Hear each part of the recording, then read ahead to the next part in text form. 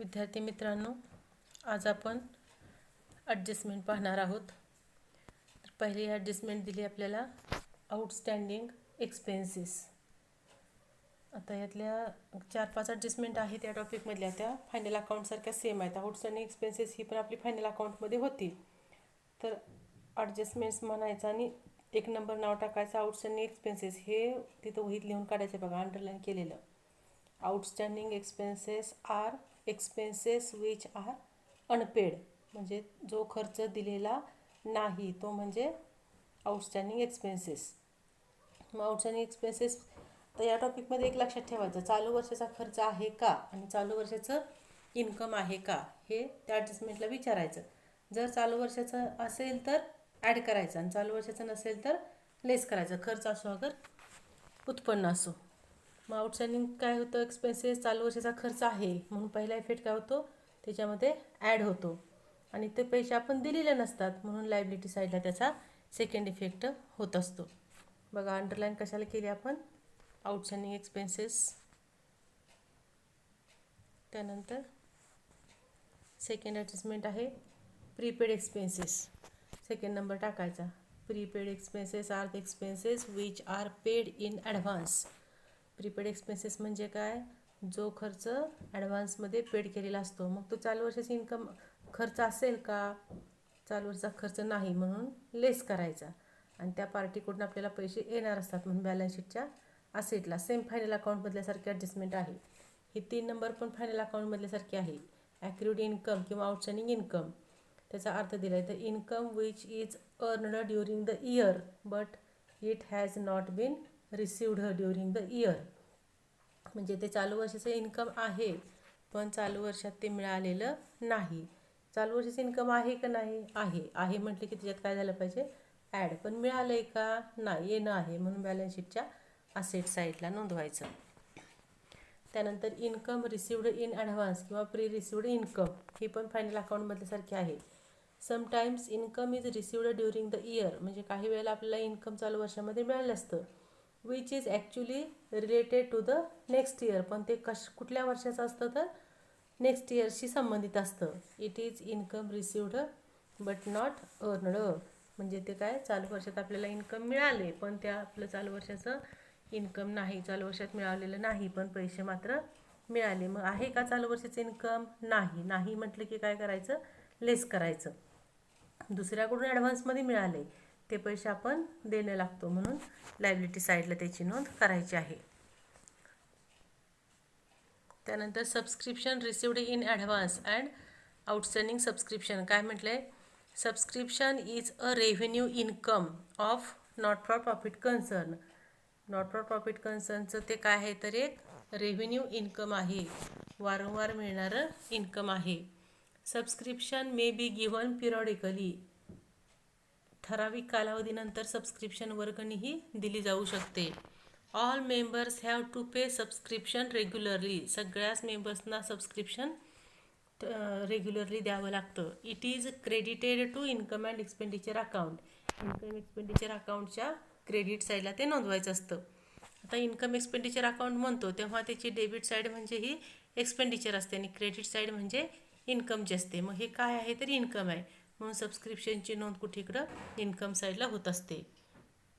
मग subscription can be classified as, त्याचं वर्गीकरण कसं केलं जाऊ शकतं, subscription of current year, subscription of current year received in current year, म्हणजे चालू वर्षाचंच वर्गणी आहे आणि चालू वर्षामध्येच ती मिळालेली पण आहे. त्यानंतर सबस्क्रिप्शन ऑफ प्रिव्हियस इयर, कधीच आहे, पाठीमागच्या वर्षीचं, रिसिव्ड इन करंट इयर, ते कधी मिळालं, चालू वर्षामध्ये मिळालं, मागच्या वर्षीचं चालू वर्षामध्ये मिळालं. त्यानंतर सबस्क्रिप्शन ऑफ नेक्स्ट इयर, पुढच्या वर्षाचं subscription, received in current year, चालू वर्षामध्ये मिळालं. Subscription of current year is outstanding, म्हणजे चालू वर्षाचं सबस्क्रिप्शन आउटस्टँडिंग आहे असं त्याचं वर्गीकरण करता येते. त्यानंतर डेप्रिसिएशन हा काय आहे तर नॉमिनल अकाउंट आहे. फिक्स्ड असेटवरती डेप्रिसिएशन चार्ज करतात. मग डेप्रिसिएशन काय असतं, आपल्या असेटमधून लेस होत असतं आणि तेवढा आपला लॉस असतो. मग इथं इन्कम एक्सपेंडिचर मग अशी सांगितलं मी, डेबिट साईड म्हणजे एक्सपेंडिचर आहे, क्रेडिट साईड म्हणजे इन्कम आहे. डेबिटला एक्सपेन्सेस आणि लॉसेस असतील तर ते कुठं लिहायचे, क्रेडिटला, डेबिटला. आणि इन्कम असेल किंवा गेन असतील तर तो कुठं लिहायचा, क्रेडिटला. मग डेप्रिसिएशन हा काय आपला लॉस आहे, म्हणजे कुठं लिहावा लागणार आपला, एक्सपेंडिचर साईडला. Okay, debit side of income expenditure. Debit side म्हणजेच कोणती तर एक्सपेंडिचरची. आणि असेटची किंमत कमी होते, त्यामुळे असेटमधून पण काय केलं जातं तर लेस केलं जातं. ही पण सेम फायनल अकाउंटमधल्यासारखी ॲडजस्टमेंट आहे. आता ही नवीन आहे बघा, ही ॲडजस्टमेंट ह्या टॉपिकमध्ये नवीन आहे. Capitalisation of entrance fee. Entrance fees are fees paid by the person who intend to become a member of the organization or concern. Entrance fee म्हणजे काय तर एखाद्या पर्सननं फी दिलेली आहे, कशासाठी, त्या कन्सर्नचं, त्या ऑर्गनायझेशनचा मेंबर होण्यासाठी. एखाद्या व्यक्तीनं एखाद्या संस्थेचा मेंबर होण्यासाठी जी फी दिली असेल त्याला म्हणायचं entrance fee. Generally entrance fee are treated as capital receipts or income. Entrance fee म्हणजे जनरली काय ट्रीट केले जाते तर capital receipt. But sometime part and it can be treated as and revenue receipt. पण काही वेळेला त्यातला काही पार्ट आहे तो रेव्हेन्यू रिसीट म्हणून पण ट्रीट करावा लागत असतो. आता इथे एंट्रन्स फीचा जो अर्थ सांगितला आहे तो आपण त्या ठिकाणी वहीमध्ये लिहून काढायचा. आता एक्झाम्पल काय दिलं आहे बघा, एंट्रन्स फी रिसिव्ड ₹50,000. एंट्रन्स फीची अमाऊंट काय दिली तर 50,000. आणि काय सांगितलं, 50% entrance fee should be capitalised. 50% fee काय करा, कॅपिटलाइज करा म्हणून सांगितलेलं आहे. मग आता 50% इथं बघा, 50% ऑफ 50,000 म्हटले म्हणजे निम्मी रक्कम किती आली, 25,000. 25,000 काय करायचे आपल्याला, कॅपिटल फंडमध्ये ॲड करायचे. कारण काय करायला सांगितलेत, कॅपिटलाइज करायला सांगितलेत. कॅपिटलाइज करा म्हणजे कॅपिटल फंडमध्ये ॲड करायचे. आणि मग 25,000 काय ट्रीट करणार आपण, ते रेव्हेन्यू इन्कम आहे असं ट्रीट करणार. मग जर रेव्हेन्यू इन्कम असेल तर ते कुठं घ्यायचं असतं तर इन्कम साईडला. त्यानंतर 8 नंबर आहे creation of special funds out of donation. Creation of special fund म्हणजे स्पेशल फंड आपल्याला क्रिएट करायचं आहे आउट ऑफ डोनेशन. जे काही डोनेशन मिळालेलं असेल त्याच्यातून आपल्याला स्पेशल फंड क्रिएट करायचं आहे. आता ही डोनेशनची डेफिनेशन आहे ती पण आपल्याला लिहून काढायची आहे वहीमध्ये. Donation means gifts given by either member or any outsiders to the organisation.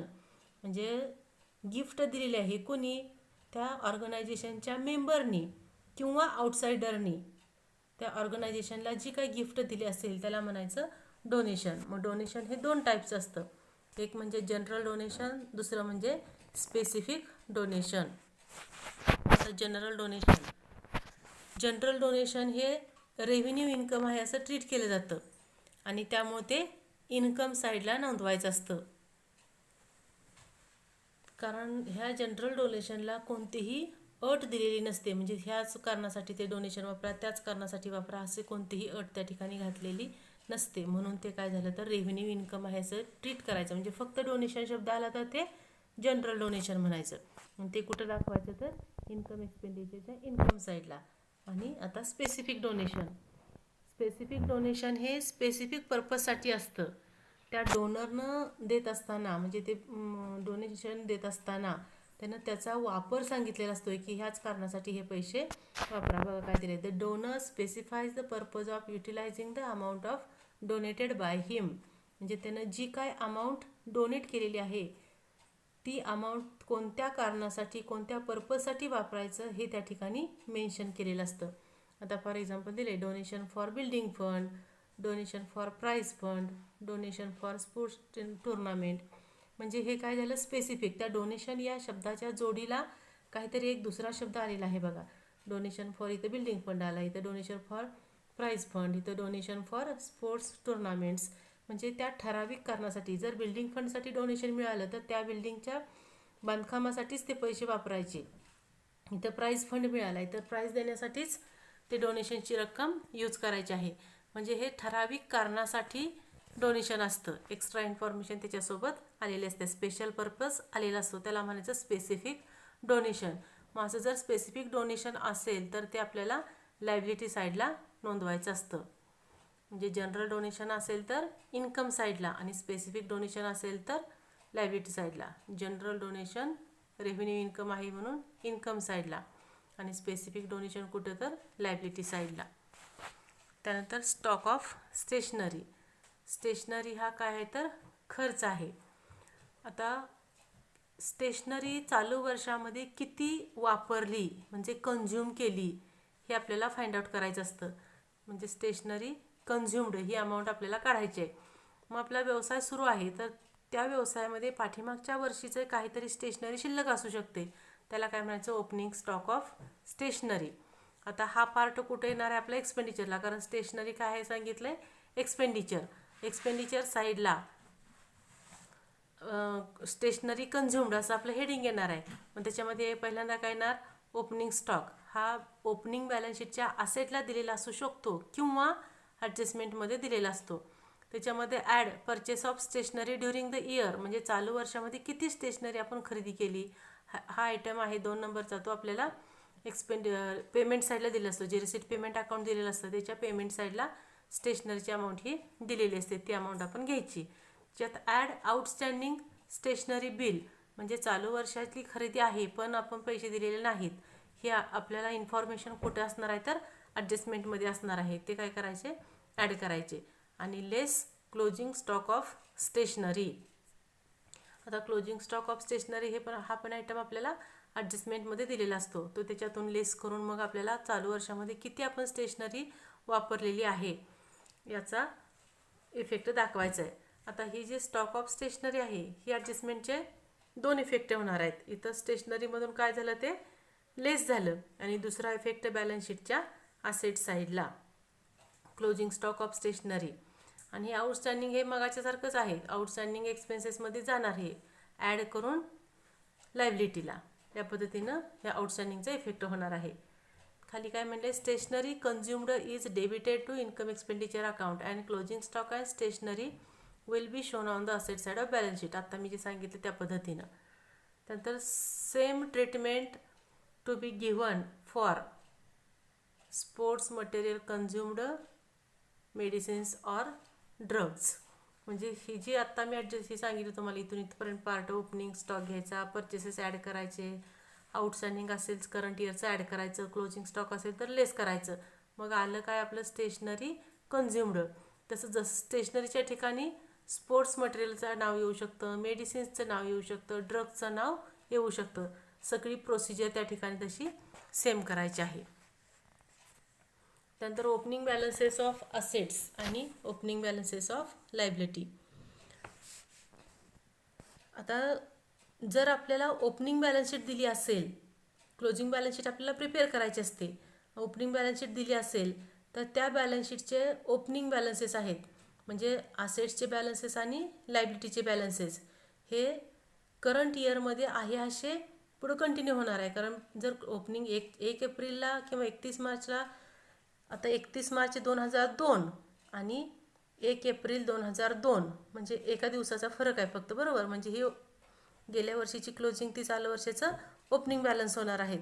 म्हणून ते बॅलन्सेस आहे असे आपल्याला क्लोजिंग बॅलन्स शीटच्या असेटला आणि लायबिलिटीला ट्रान्सफर करायचे असतात. असेट्सचे आणि लायबिलिटीचे बॅलन्स आउटस्टँडिंग आणि लायबिलिटीला जे लायबिलिटीला किंवा असेटला आउटस्टँडिंग प्रीपेडचे आयटम असतात ते नव्हे तर असेट्सचे आयटम आणि लायबिलिटीचे आयटम असतील ते आहे तसे आपल्याला फॉरवर्ड करायचे असतात. त्यानंतर इम्पॉर्टंट टर्म्स सांगितलेत. एंट्रन्स फी आणि सबस्क्रिप्शन हे ऑलरेडी झालेलं आहे. आता लिगॅसी. आता लिगॅसीची जी डेफिनेशन आहे ती पण वहीत लिहून काढायची. लिगॅसी म्हणजे काय gift received under the will on the death of a donor. आता विल म्हणजे काय तर मृत्यूपत्राद्वारे. म्हणजे माझ्या म्हणजे एखादा डोनर सांगत असतो की त्याच्या मृत्यूनंतर ते जी काय त्याची प्रॉपर्टी असेल ती त्या बिझनेसला त्या ऑर्गनायझेशनला डोनेट करा असं सांगितलेलं असतं. त्याला काय म्हणायचं लिगॅसी. म्हणजे मृत्यूपत्राद्वारे मिळालेली रक्कम किंवा एखादी प्रॉपर्टी त्याला म्हणायचं लिगॅसी. मग त्याच्यात general gift revenue income which is credited on income side. म्हणजे जर जनरल गिफ्ट मिळाली तर ती कुठं लिहायची आपण इन्कम साईडला लिहायची आहे. आणि स्पेसिफिक पर्पजसाठी जर गिफ्ट मिळाली तर ते कॅपिटल रिसीट आहे असं ट्रीट करायचं आणि मग ते लायबिलिटी साईडला लिहायचं. त्यानंतर लाईफ मेंबरशिप फी याची पण डेफिनेशन वहीमध्ये लिहून काढा. In not for profit concern some members pay life membership fee. म्हणजे काही मेंबर्स असतात ते काय करतात की आजीव सभासद होतात. म्हणजे जोपर्यंत ते जिवंत आहेत तोपर्यंत त्यांची मेंबरशिप पुढं चालू राहणार आहे. मग त्यांनी एकदा जर ते मेंबरशिपची फी भरली तर ती पुन्हा पुन्हा भरावी लागणार नाही. म्हणजेच ते काय झालं, नॉन रिकरिंग इन्कम झालं. म्हणून ते नॉन रिकरिंग इन्कम म्हणजेच ते कॅपिटल रिसीट झाल्या. आणि कॅपिटल रिसीट असेल तर ते आपल्याला बॅलन्स शीटच्या लायबिलिटी साईडला नोंदवायचे असते. म्हणून लाईफ मेंबरशिप फी ही कुठं जाणार आहे तर बॅलन्स शीटच्या लायबिलिटी साईडला जाणार आहे. आता सेल ऑफ ओल्ड असेट हा पार्ट आहे तो ॲडजस्टमेंटमध्ये मी व्यवस्थित तुम्हाला क्लिअर करते. सेल ऑफ स्क्रॅप असेल, सेल ऑफ न्यूजपेपर असेल, हे कसं आपलं रिकरिंग इन्कम आहे. कारण त्या वस्तू आपण वारंवार त्या ठिकाणी विकणार आहे. म्हणून त्याची नोंद कुठं करायची तर इन्कम साईडला त्या आयटम्सची नोंद करायची आहे. मिसलेनियस इन्कम आहे असं गृहीत धरून. आणि endowment fund, it is a fund created out of specific amount embarked, gifted or donated.